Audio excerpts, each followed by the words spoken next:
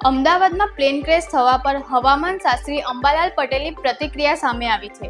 અંબાલાલ પટેલના મતે ભારત દેશની કુંડલી અને અમદાવાદની કુંડલીમાં 12મી તારીખે મૃત્યુયોગ થયો હતો, જેના કારણે અમદાવાદમાં પ્લેન ક્રેશની ઘટના બની હતી.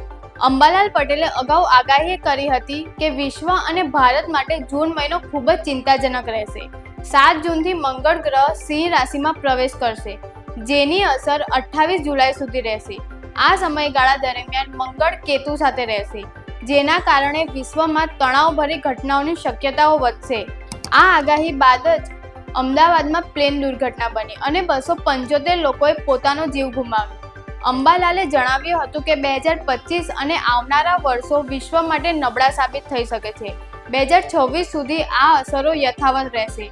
રશિયા યુક્રેન યુદ્ધ અને યુરોપના કેટલાક દેશોમાં ઘટનાઓ વધુ ઉગ્ર બની શકે છે. અમેરિકામાં પણ અનિષ્ટ ઘટનાઓ સર્જાય તેવી શક્યતાઓ છે.